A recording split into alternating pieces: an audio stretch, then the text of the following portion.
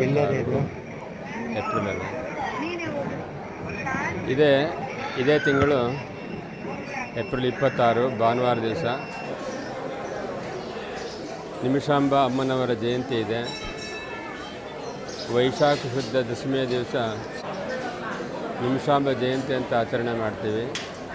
ಈ ಸಲ ಅದು 26ನೇ ತಾರೀಕು ಭಾನುವಾರ ಬಿದ್ದಿದೆ.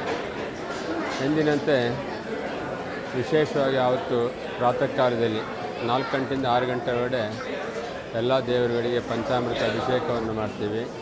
ಅಭಿಷೇಕ ಆದ ನಂತರ ದೇವಿಗೆ ಸ್ವರ್ಣಾಲಂಕಾರ ಅಂದರೆ ಬಂಗಾರದಿಂದ ಅಲಂಕಾರ ಮಾಡುವಂಥ ಕಾರ್ಯಕ್ರಮ ಇರುತ್ತೆ. ಅದಾದ ನಂತರ ಮಹಾಮಂಗಳಾರತಿ ಆಗುತ್ತೆ 6:30ಗೆ. ನಿಮಿಷಾಂಬ ಜಯಂತಿಯ ಪ್ರಯುಕ್ತವಾಗಿ 108 ಕಳಶದಿಂದ ದೇವಿಗೆ 12 ಗಂಟೆಯಿಂದ ಅಭಿಷೇಕ ಪ್ರಾರಂಭ ಆಗುತ್ತೆ. ಅದಕ್ಕೂ ಮುಂಚೆ ಪ್ರಾತಃ ಕಾಲದಲ್ಲಿ ದೇವಿಗೆ ಮೂಲ ದೇವಿಗೆ ಅಭಿಷೇಕ ಆದ ನಂತರ ನಿಮಿಷಾಂಬ ಹೋಮ ಇರುತ್ತದೆ. ಹಾಗಾಗಿ ಹೋಮ ಮುಗಿದ ನಂತರ ಪೂರ್ಣಾವತಿ ಆದ ನಂತರ ದೇವಿಗೆ 108 ಕಳಶದಿಂದ ಅಭಿಷೇಕ ನಡೆಯುತ್ತೆ, ಮಹಾಭಿಷೇಕ ನಡೆಯುತ್ತೆ. ಪುನಃ ಅಲಂಕಾರ ಆಗಿ 1 ಗಂಟೆ ನಂತರ ಸಾರ್ವಜನಿಕರಿಗೆ ದೇವರ ದರ್ಶನಕ್ಕೆ ಅವಕಾಶ ಇರ್ತದೆ.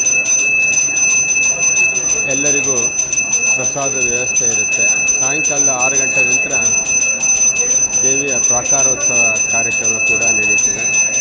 ಗಂಗಾ ಪೂಜೆ ಇರುತ್ತೆ, ಗೋಪೂಜೆ ಇರುತ್ತೆ, ಸುವಾಸನೆಯಿಂದ ಪೂಜೆಗಳು ನಡೆಯುತ್ತೆ. ಹೀಗೆ ಹಲವು ರೀತಿಯಲ್ಲಿ ನಿಮಿಷಾಂಬ ಜಯಂತಿ ನಾವು ಪ್ರತಿ ವರ್ಷದಂತೆ ಈ ಶಿವಲ ಸಮೇತ ಅತಿ ಹೆಚ್ಚಿನ ಪ್ರಮಾಣದಲ್ಲಿ ಭಕ್ತಾದಿಗಳು ಆಗಮಿಸ್ತಾರೆ. ನಾವು ಕೂಡ ಪೂಜೆಯನ್ನು ವಿಶೇಷ ಪೂಜೆಯನ್ನು